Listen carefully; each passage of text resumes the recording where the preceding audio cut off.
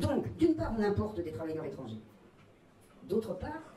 on fait détester par la masse des autochtones français les dits travailleurs étrangers.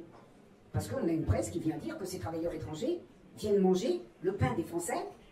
et par conséquent, que ces étrangers sont les ennemis privilégiés du peuple français. Et c'est comme ça que la gestion des étrangers, je dirais, est doublement bénéficiaire. D'une part, parce que ça vous pèse sur les salaires, d'autre part, parce que vous continuez à les importer, ou d'ailleurs à un moment vous les évincez, et puis vous dites que c'est de ce pelé, ce galeux que vient tout le mal. C'est double bénéfice. Ce sont les mêmes qui organisent, qui actuellement financent les journaux, qui tous les jours nous expliquent que les étrangers viennent nous manger notre pain, nous violer nos filles, nous assassiner nos bonnes gens, etc. Ce sont les mêmes. Et par conséquent, il faut montrer, alors je le dis d'ailleurs, juste par souci de justesse ou de précision, que dans ce haro contre les étrangers, il y a eu deux forces en France, ce sont les mêmes d'ailleurs, il faut le dire, deux forces de défense des étrangers. La CGTU, c'est-à-dire la force syndicale qui avait dû se constituer en groupement indépendant, puisque en 1920-22, les confédérés de Jouot, secrétaire général de la CGT depuis 1909 et ancien anarchiste flamboyant, donc que la CGT de Jouot n'avait absolument pas défendu les travailleurs étrangers. Elle s'était inscrite dans la propagande en faveur du travail national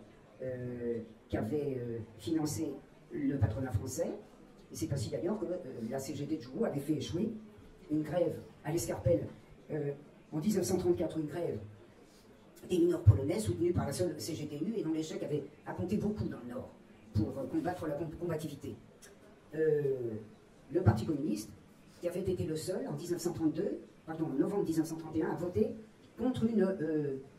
motion, enfin contre une décision de constitution d'un groupe de défense des chômeurs, mais d'un groupe de défense des chômeurs qui n'était pas un groupe de défense des chômeurs, mais un groupe,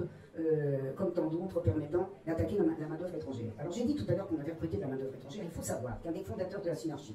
qui était également le président du comité des houillères, j'ai parlé du comité des forges, il faut parler aussi du comité des houillères, qui s'appelle Henri de Peyrimhoff, et qui, comme tous ses petits camarades d'ailleurs, était Action française, que donc Peyrimhoff s'était fait offrir par le contribuable français une très rentable société d'immigration au début des années 1920 pour recruter en masse des mineurs polonais anciens paysans que l'État français, avec les hurlements de la presse dont je viens de vous parler, a expulsé à partir de 1931, encore plus à partir de 1934, et que là encore, la CGTU et le Parti communiste ont été les seuls à défendre. Il faut avoir en tête, par exemple, que les seuls futurs élus, ou les seuls élus lorrains qui ne fussent pas les bénéficiaires des fonds du patronat, ont été des membres du Parti communiste, en particulier d'origine italienne,